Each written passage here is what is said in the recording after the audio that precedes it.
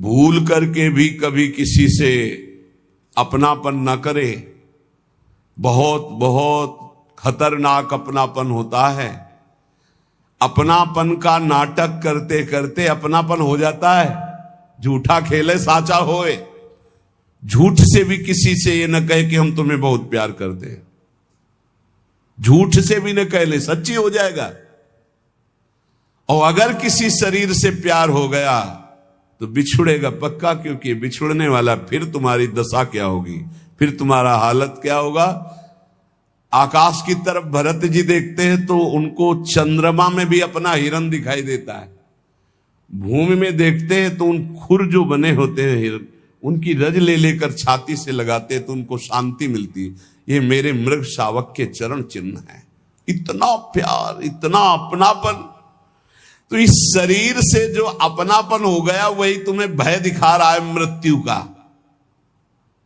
अभी कल ही परसों एक प्रश्नकर्ता ने प्रश्न किया था, सब है सब, लेकिन एक भय है कि मरना है, अब उससे कैसे बचे। इससे कैसे, इससे गार्ड से नहीं बच सकते हो, अंग रक्षक रखने से नहीं बच सकते, नहीं बच सकते। अगर मृत्यु का संयोग अंग रक्षक से है तो तुम्हारा अंग रक्षक ही तुम्हें सूट कर देगा। अगर मृत्यु का संयोग है अंग रक्षक से तो जो तुम्हारा हर समय बॉडी गार्ड है ना, वही तुम्हें भूंज देगा। मृत्यु उसी के हाथ से मरवा देगी तुम्हें। और इतना प्रिय शरीर है कि मृत्यु की बात सुनते ही एक बार जैसे बिजली का करंट नहीं लगता, ऐसे मरना, अरे होश खराब हो जाते। देखो थोड़ी देर सोच के कि आज मरना है, कैसा लगेगा। बोले मरने से सब जगह मेरो मन आनंद। ओठ सूख जाएंगे, ओठ सूख जाएंगे कि तुम 5 दिन में मरने वाले हो, तुम्हारे ऐसा रोग है, ओठ सूख जाएंगे। हां, उसी के लिए सूखेंगे जो पहले से मरा हुआ है। जीवित मर जाए उलट आप में समाये है, दिलगिरी है। अपने इष्ट के लिए जिसने प्राणों को समर्पित कर दिया, अब उसको डर नहीं। हमें सबसे ज्यादा प्रिय देह और प्राण है। देह प्राण ते प्रिय कछु नाही, गोस्वामी तुलसीदास जी कह रहे। देह प्राण से बढ़कर कुछ प्रिय नहीं है, लेकिन उनसे भी जो परम प्रिय है वो भगवान है, क्योंकि देह और प्राण जिनसे संचलित हो रहे। राम देत नहीं बनत गुसाई, विश्वामित्र जी से दशरथ जी कह रहे देह प्राण से प्रिय कुछ नहीं, अभी कहो अभी प्राण दे दूं, लेकिन राम देते हैं नहीं। ये है महाभक्त की स्थिति। ले लो देह प्राण, अभी ले लो, पर राम जी को मैं, वशिष्ठ जी फिर उनको समझाते। यहां कह रहे जैसे कहा जाता है कि हमसे भजन नहीं होता। क्यों? शरीर का भजन करते हो कभी, लेकिन कभी भूलते भी नहीं हो, क्योंकि शरीर सबसे प्यारा। इसके बाद ये हाथ में कैंसर हो गया, इतना काट दिया जाए तो तुम्हारे प्राण बच जाएंगे, तो देह से भी अधिक प्रिय प्राण, तो हम इतना हाथ कटवा देंगे, इतना पैर कटवा देंगे। और प्राण से भी प्रिय आत्मा। जब आत्मग्लानि इतनी प्रकट हो जाती है किसी बात पर, तो अपने प्राणों का भी मोह छोड़ देता है और अपने शरीर और प्राणों का मोह छोड़कर वो मृत्यु का वरण करना चाहता है। और जो सब आत्माओं की आत्मा है वो प्रभु है। पूज्य भाई जी महाराज कह रहे यदि ये क्षण भर के लिए तुम्हारी बात समझ में आ जाए कि जिससे हमें देह प्रिय लग रहा है, जिससे हमें प्राण प्रिय लग रहे हैं, वो भगवान के कारण लग रहे हैं। अगर ये बात समझ में आ जाए तो भगवान को भुलाया ही नहीं जा सकता। जैसे देह अभिमानी कभी देह को नहीं भूल सकता, ऐसे देहा भाव को जो भगवान के चरणों में, जो प्राण प्रियता को भगवान के चरणों में मदगत प्राणा हो गए, मच्चित्ता मदगत प्राणा, ऐसे महापुरुषों का भजन निरंतर चलता है। ये जो कहा जाता है कि 1 घंटे सुबह 1 घंटे शाम भजन कर लिया करो, ये प्राथमिक कक्षा के विद्यार्थियों को कहा गया है, अध्यात्म के विद्यार्थियों को। ये प्रथम कक्षा की बात है। ये 11 माला जप लो, 12 पद पढ़ लो, शुरुआत तो करो। यहां घंटे की गणना का बात नहीं कर रहा, भाई जी कह रहे घंटे की गणना की बात नहीं कर रहा, यहां प्रीतम की प्राप्ति की बात कर रहा हूं, और वो होता है सतत स्मरण से। क्षण भर के लिए भी हृदय में भगवत स्मरण का तार ना टूटे, अभी ऐसा अभ्यास बन गया, निश्चिंत हो जाओ, आप भगवत प्राप्त हो चुके हो, आपको चिंता नहीं करनी। कुछ ही दिनों में स्थितियां जागृत हो जाएंगी। निरंतर एक तार भजन जिनका चल रहा है, जिसका एक तार भजन चल रहा है, उसके हृदय की झांकी का पर्दा हट जाता है त्रिगुण माया का, और अपने हृदय में ही नारायण या गौर श्याम को हृदय निकुंज बसइए, वो हृदय में अपने प्रभु को देखता है। इसे कहते अनन्य चेता सततम। जो अनन्य चेता सतत है, नित्य निरंतर, ये बहुत अमृतमय शब्द है। यही बचपन में गुरुजी ने बैठाल दिया था, बलिहारी गुरु आपने जो गोविंद दियो बताए, यही बता दिया था कि बच्चा हर श्वास हर क्षण नाम जब, हर क्षण मंत्र चिंतन, खाली न रहे, यही साधना है। तो नया जीवन था, पता हमें और कुछ था नहीं, जो गुरुदेव ने बताया बस उसी पे चल पड़े। और वही जब बड़े बड़े महापुरुषों से सुना शास्त्रों में, तो लगा बलिहारी प्रभु ने प्रारंभ में ही बता दिया गुरु रूप धर करके। नित्य चिंतन में रहने वाला भगत ये अनुभव कर लेता है कि नित्य प्राप्त भगवान की नवीन प्राप्ति। ध्यान से सुनो, जो निरंतर भजन करता है, नित्य प्राप्त भगवान की नवीन अनुभूति, नवीन अनुभूति। जब हृदय में चिंतन चलता है तो फिर बाहर से भगवान चले जाएं या आ जाएं कोई फर्क नहीं पड़ता। ये बहुत, जैसे बिलोमंगल जी ने श्री भगवान के लिए अपनी आंखों को शांत कर लिया, अब नहीं देखने देंगे संसार को, और चल पड़े वृंदावन के लिए। तो जो पूर्वाभ्यासी जिनके नेत्र नहीं होते वो तो चल सकते, लेकिन तत्काल जो नेत्र फोड़े थे तो मार्ग में चले तो एक लठिया ले ली थी, अभ्यास ना होने के कारण मार्ग से हट करके एक कुआं था, उस कुएं में गिर गए। अब जिसका कोई नहीं है उसके तो नंदनंदन है, पुकारा हे देव हे कृष्ण, अब आप ही मेरे हो। भगवान की आवाज गंभीर मेघ के समान, बाबा ये लाठी ऊपर उठाओ, ऐसे, और खींच के बाहर कर दिया। उन्होंने विचार किया कि मेरी लाठी तो इतनी बड़ी नहीं थी कि केवल लाठी पकड़कर इस 50 हाथ कुएं से नीचे निकाला जाए। इसका मतलब ये कर तुम अकर तुम अन्यथा कर तुम भगवान ही हैं। तो धीरे से लाठी के सारे हाथ बढ़ाए, हाथ पकड़ा। जे ही हाथ पकड़ा तो ठाकुर जी ने झटक करके हाथ छुड़ाया, पर स्पर्श होते ही अपार आनंद।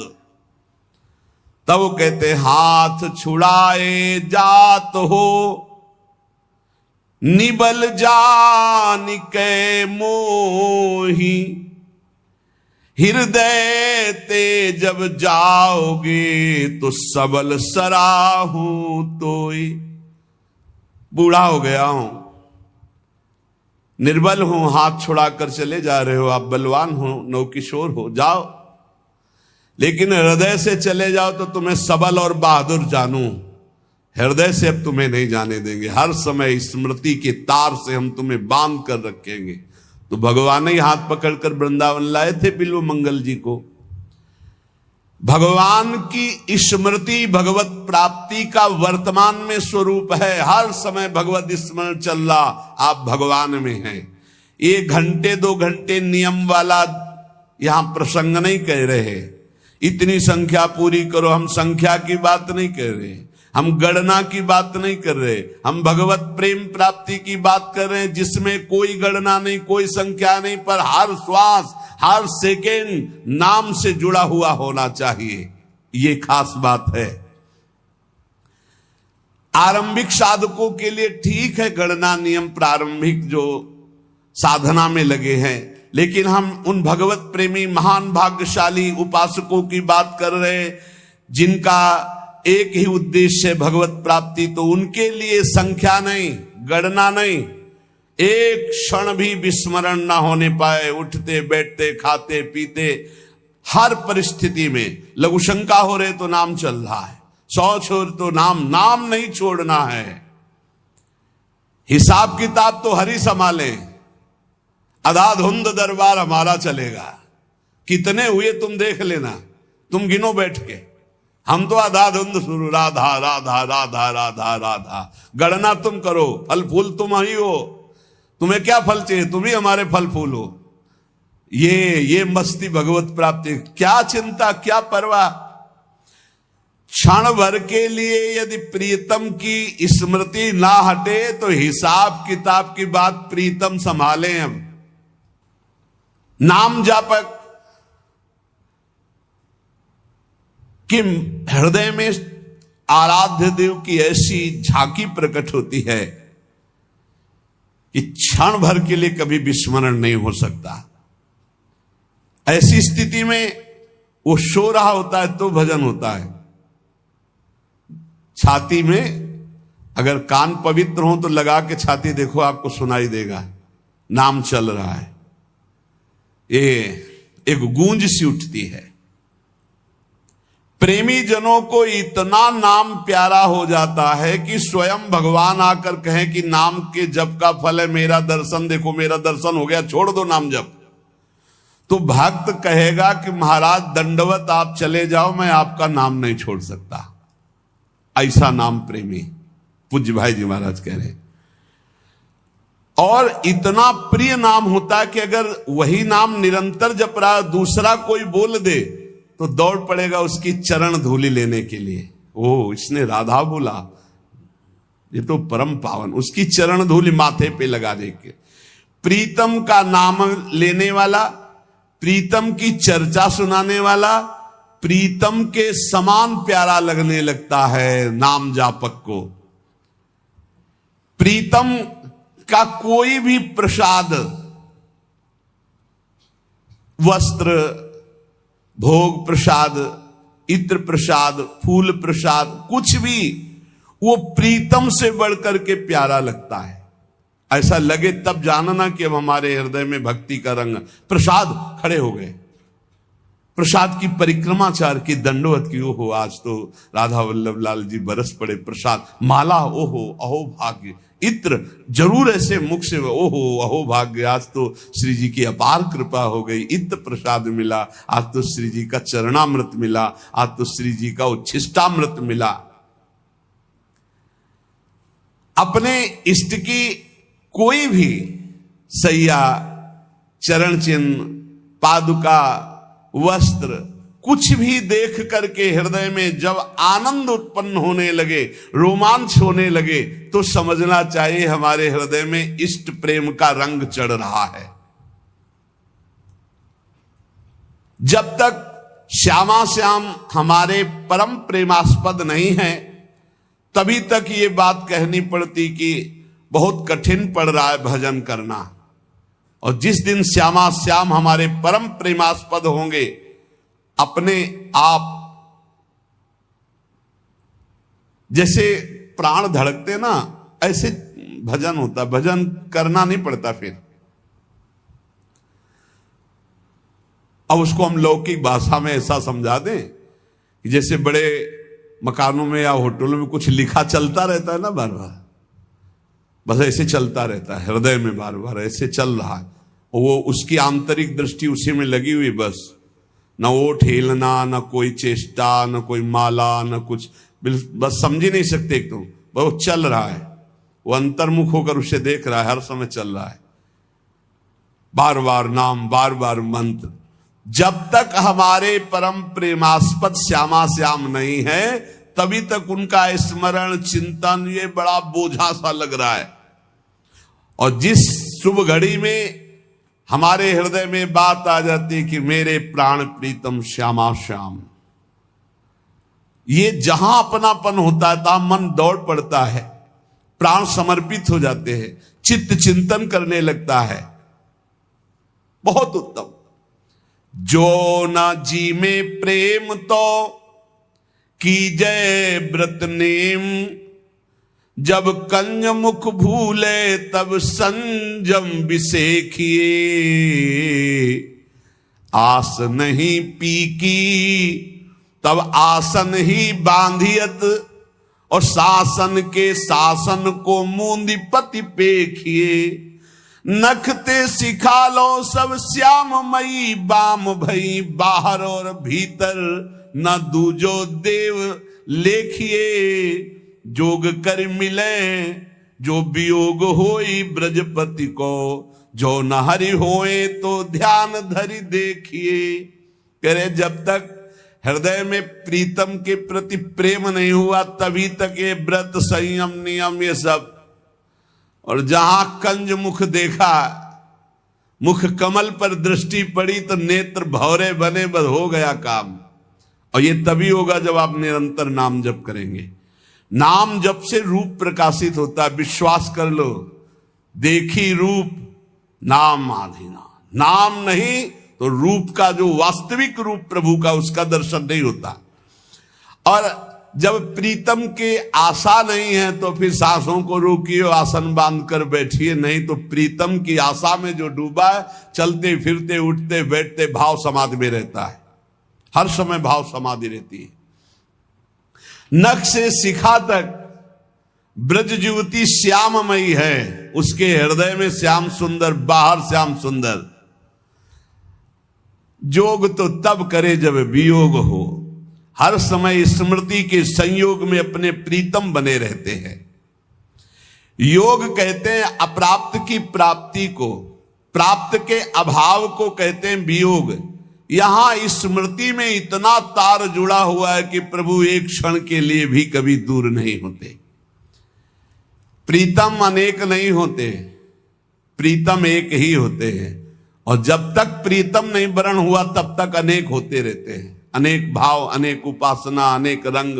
और जब प्रीतम तो एक भरोसो, एक ही बल, एक ही आस, एक ही विश्वास मात्र अपने इष्ट से। जगत में समस्त प्रियता, प्रियतर पदार्थ, ये सब प्रीतम को समर्पित हो जाते हैं तो भजन करना नहीं पड़ता, स्वाभाविक भजन। बस साधना इसी बात की है, जगत में कोई व्यक्ति प्रिय न रह जाए, कोई पदार्थ प्रिय न रह जाए, कोई पद प्रिय न रह जाए। प्रीतम का प्रतिद्वंदी अगर एक भी वस्तु है तो निरंतर भजन नहीं चलेगा, अंतर डाल देगा वो वस्तु को ही। एक महात्मा कई असरफियां किसी भक्त ने दी तो गीता के बस्ता में बांध लिया। कह रहे प्रतिद्वंदिता नहीं बर्दाश्त है प्रभु को, प्रभु के प्यार में बंटवारा नहीं होना चाहिए, केवल श्री कृष्ण। पूज्य राधा बाबा कहते हैं कि हमारे प्रभु में वैसे तो बहुत सब गुण समुद्र है, लेकिन मैंने देखा उनमें एक ये बात है कि वो दुशरिया पसंद नहीं करते, वो अनन्यता चाहते हैं, प्रतिद्वंदिता नहीं होनी चाहिए। तो जब शरीर छूटने का समय आया तो चिंतन पहुंच गया, वो असरफी रखी यार, बोल देते तो बता देते कि इनका संत भंडारा कर देते। इतने में प्राण छूट गया तो सांप बन करके बस्ता में बन, जो गीता का बस्ता उसमें बन के बैठना पड़ा। प्रीतम की प्रतिद्वंदिता नहीं होनी चाहिए, कोई प्रभु से बढ़कर हमारे लिए प्रभु के समान नहीं होना चाहिए। अगर कहीं कुछ प्यारा है तो घसीट ले जाएगा हमारा चिंतन, फिर अनन्य चिंतन नहीं हो पाएगा। जब तक हृदय में प्रीतम का प्रतिद्वंदी भाव रहता है तब तक निरंतर भजन की संभावना भी नहीं है। इसीलिए उपासक जन उदासीन होकर सब वस्तु व्यक्ति से अपने चित्त को समेटकर प्रभु में लगा देते हैं। देवर्षि नारद जी इसीलिए इस भजन, इस प्रेम की उपासना का उदाहरण देते, यथा ब्रज गोपिका नाम। सब कार्य परिवार के करते हुए चित्त वृत्ति प्रभु श्री कृष्ण में, किसी से भी प्यार नहीं, न पुत्र से, न परिवार से, न क्रिया से, लेकिन क्रियाएं सब हो रही, पुत्र परिवार भी है। ये बड़ा आश्चर्यमय स्थिति, और किसी से अपनापन नहीं, एकमात्र प्रभु श्री कृष्ण से। जिसके हृदय में प्राण प्रीतम प्रभु के लिए एकमात्र अपनापन रह जाता है, उसे सरग न चाहें अपबरग न चाहें, सुनो भुक्ति मुक्ति दो सो विरक्ति उर आने हम। न स्वर्ग की चाह, न नरक का भय, न मोक्ष की चाह, न भोग की चाह। एक ब्रजचंद कृपा मंद मुस्कान ही में लोक परलोक को आनंद जी जाने हम। बस इष्ट मुस्कुरा दिए, यही जीवन का परम लाभ। इसलिए प्रीतम छवि नयनन बसे, पर छवि कहां समाए, भरी सराय रहीम लकी आप पथिक फिर जाए। प्रेमी के लिए प्यारे की प्रत्येक वस्तु प्यारी होती है, अपनी कोई प्यारी वस्तु व्यक्ति स्थान नहीं रह जाता है। यह परीक्षा हो सकती है जीवन में, आता है मोड़। जब आप प्रेम मार्ग में आगे बढ़ेंगे तो हमारी कोई प्रिय वस्तु व्यक्ति स्थान नहीं है, इसकी परीक्षा होगी। तन प्राण, तन संबंधी भोग सामग्री, तन संबंधी रिश्ते नाते, एक तरफ ये है, एक तरफ प्रभु हैं। अब परीक्षा होगी आपको, गुरु प्यारे हैं, प्रभु प्यारे हैं, या ये प्यारे हैं। तुम्हारा तन, तुम्हारे तन संबंधी, तुम्हारे तन संबंधी भोग सामग्री, एक तरफ प्रभु, एक तरफ कौन प्यारा है। पक्ष आ गया गुरुदेव, पक्ष आ गया इष्ट देव, जीत गए। पक्ष आ गया संसार, हार गए, फिसल गए। प्रेमी के लिए प्यारे की प्रत्येक वस्तु प्यारी होती, अपने लिए कोई वस्तु, अपने लिए तन आदि, अपने लिए कोई भी संबंध आदि, उसके कोई प्यारे नहीं होते। कहीं कहीं तो प्रेमियों ने बढ़ करके बात दिखा दी, वो सब